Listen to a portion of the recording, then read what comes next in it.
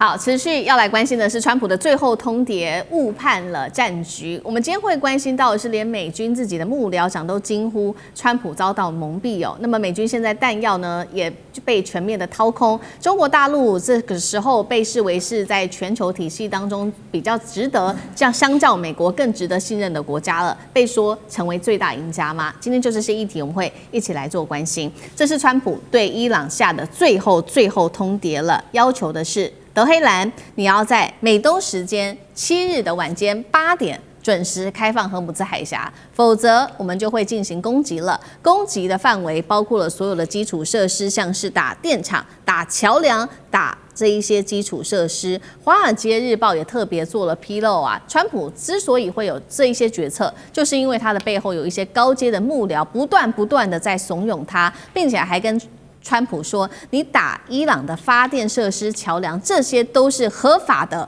軍事目標。但是有人呢就不是這麼認為的。我們看到的是白宮幕僚長，他對於川普身邊的這些幕僚開始感到非常的憂心。他說呢，針對於戰情跟衝擊的評估，這些幕僚，川普身邊的核心幕僚，他們根本就已經過度美化了這些資訊給川普。換句話說，川普他聽到的所有的消息都是他自己想聽的，而不是應該要聽到的。當然，進一步就會衝擊到川普的決策。這是來自於美國目前針對這個伊朗的攻擊，以色列方面也沒有縮小他的力道。現在最新消息，以色列直接空襲的是伊朗的經濟的動脈了，而且都是民用設施，50座的石化工廠全部因此停擺，其中最重要的就是伊瑪目港市的石化園區了。為什麼這麼重要？因為附近50萬居民都是靠這個電廠來提供電力的，造成伊朗百姓現在只能陷入在一片的黑暗當中。最不幸的消息就是，美國跟以色列最近攻擊了30所當地的大學，造成了5名大學教授、60多名的大學生因此喪命。被说，專家說，來自於伊朗的科學部長，這已經是退回到石器時代的反人類的罪行了。好，節目一開始特別請教委員了，川普是不是被幕僚的資訊過濾給誤導了，影響了他的決策？針對於這些基礎設施的打擊，包括美國跟以色列做的打擊，是否有踩到國際道德跟戰爭的底線？現在備受質疑，委員怎麼看？外界之所以認為中國大陸是贏家的原因很簡單，因為中國大陸沒有當流氓，中國大陸沒做惡霸，中國大陸沒有入侵別人的國家，沒有濫殺別人國家的人民，沒有打擊這些國家的民用基礎設施，中國大陸什麼都沒有做。他就謹守在王道的這條路上，能夠援助這個需要援助的人，能夠提供相關的這個協助，他通通都做了。但是他沒有當惡霸，所以呢，其實中國大陸之所以是成為最後的贏家，是因為美國自己把自己做成最大的輸家了。那麼，美國如果跟以色列全面的去攻擊伊朗的民用基礎設施，我剛才提過了。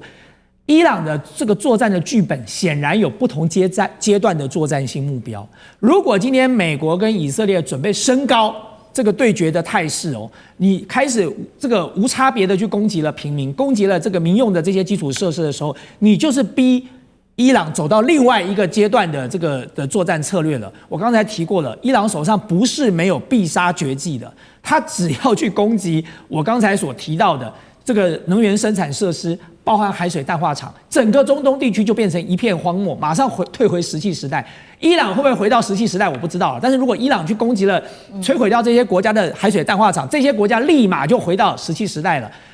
整個中東地區幾乎80%是仰賴海水淡化廠的，所以其實大家就可以看得出來，哪怕伊朗的這些民用基礎設施被攻擊，伊朗的大學被攻擊，伊朗的石化設施被攻擊，甚至連伊朗的核電廠都被波及的時候，伊朗還是很節制哦。那這才是一個關鍵的問題。如果大家最近看到了那個 Kent 哦，就是辭職的那個國家反恐中心接受了這個挪威的一個教授的訪問的視頻，他就講了，他說他自己擔任國家反恐中心，他說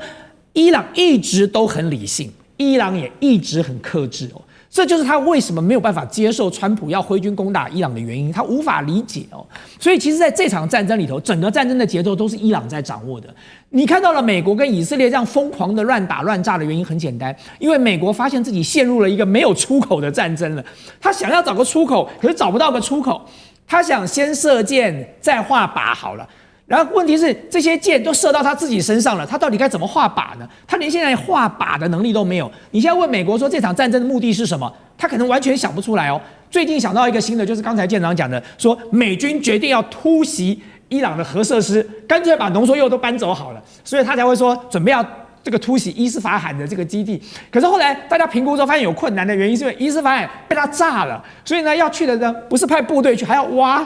要想辦法挖才能把東西帶走啊，因為都被埋在下面了。然後再來，你挖了還不行，你有這麼多桶，到底哪一個是有濃縮鈾嘞？你還要有專家去測才行哎。所以呢，後來就發現說，我現在就要進去搶你的這個濃縮鈾的設施，現在都不是這麼容易可以達到目的的。所以呢，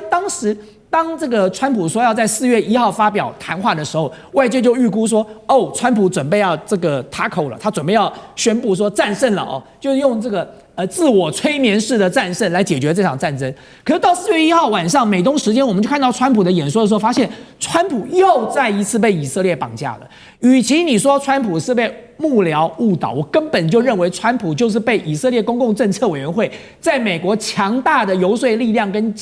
這個金援的力量給綁架了，所以川普完全退回來了。原本以為他要宣布戰勝了，要離開戰場了，沒有，他說這場戰爭還要再繼續打，還要再打2到3週。所以其實你說美國有沒有做這個預防的措施？有，美國的幕僚已經在做了，包含川普在談話的時候試圖把責任要推給赫格塞斯，說赫格塞斯是最主張打仗的。包含 J.D. Vance 最近傳出來訊息，他打電話飆罵納坦雅胡，說納坦雅胡騙了他們。包含你現在看到的白宮幕僚長出來講的話，其實這一切都是替川普要建構一個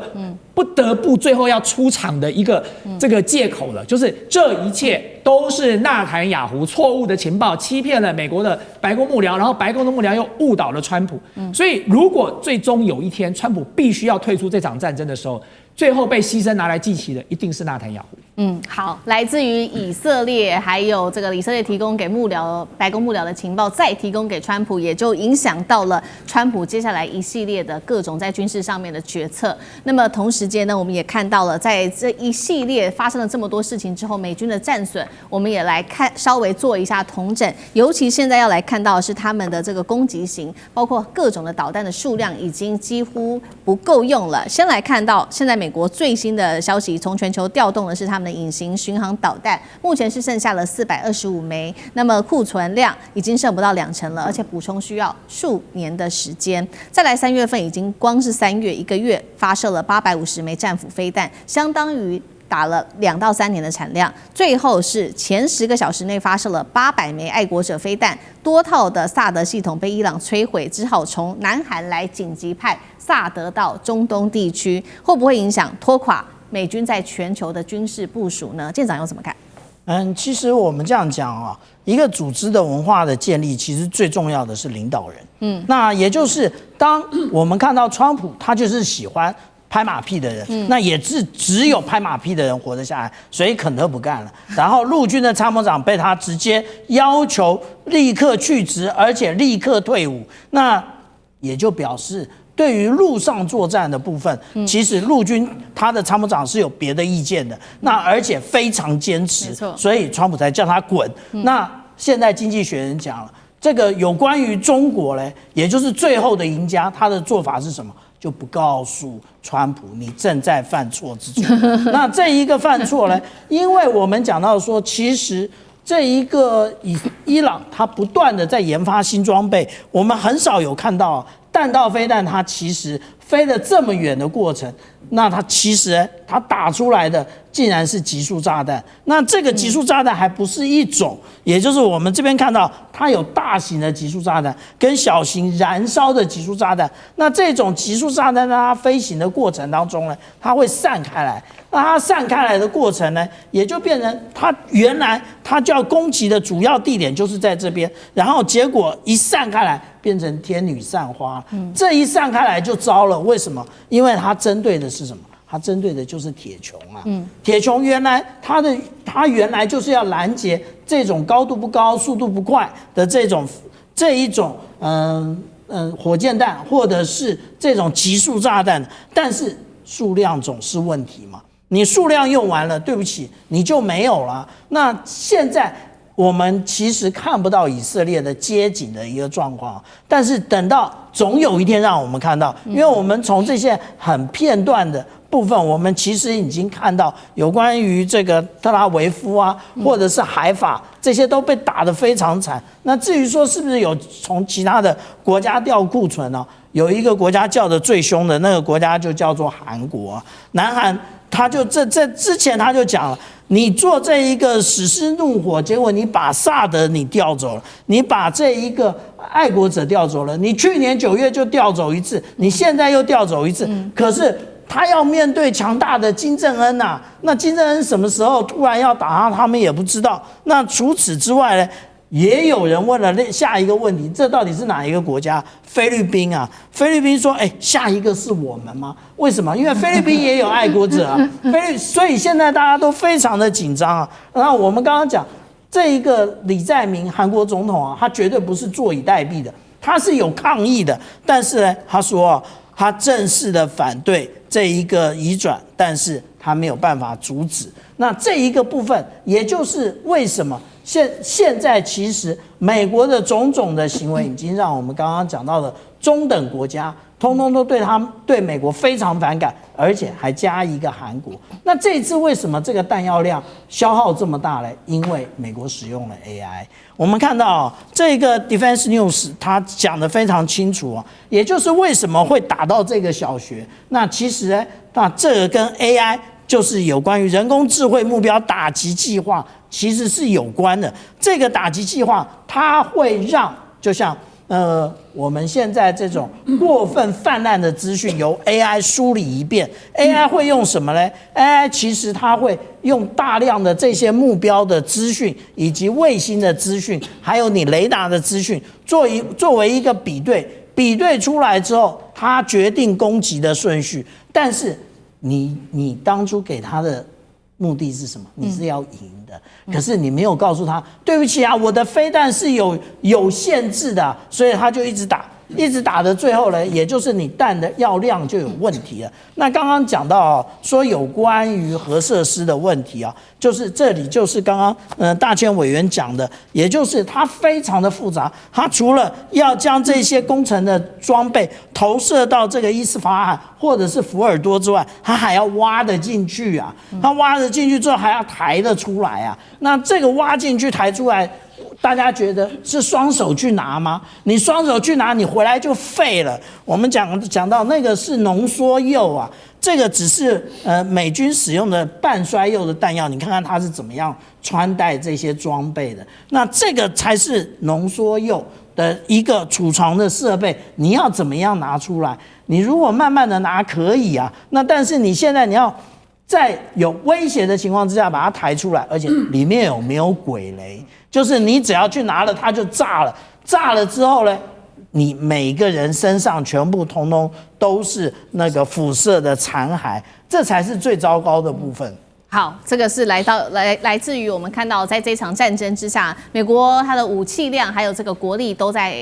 快速的耗損當中。那剛剛也講到了嘛，這場戰爭打到現在，是不是現在看起来受惠最大的反而是中國大陸？我們來看到一個最新的民調，這是來自於蓋洛普的最新民調，全球現在對於中國的認可度大幅超越美國，創20年新高哦。中國目前是以5個百分點優勢領先美國，並且現在全球多國官方、美國外國的這些官方機構也說了，連續5週大家都在淨拋售美債，規模909億美元。再來。這一場空襲，這一場攻擊當中，也導致了金屬的市場持續的波動，加強了區域對於中國的鋼材原料的依賴。中國是最大的獲利者嗎？那聶老師又怎麼看 ？OK， 我想大家都知道，10年河西，10年河東。這個19世紀呢，曾經是海上霸權這個英國的世紀，從1805年查法卡戰役開始。那到了20世紀呢，當然尤其二戰之後。這個全世界的這兵工廠在美國，在二戰之後 support 其他的盟國戰勝之後，當然這個時候的霸權變成了美國。那當然這時候又隔了一個世紀，21世紀是不是就是中國人的世紀呢？這看起來啊，這個訊息好像慢慢展現了哈。那剛剛講到這個認可度，那我現在想一下哈，就是在去年嘛，2025年，當然中國它自己發行了這個12筆的豫南債，就是他們的人民幣債券哈。那麼它的認購率非常高，可是它後來嘗試做了一個所謂的美元國債。那美元的這個主權債呢，發行的時候在2025年11月發的時候，它是嘗試看別的國會不會向中國買美元國債的主權債，沒有想到它認購率呢，它發40億，卻認購的是1180多億，將近30倍。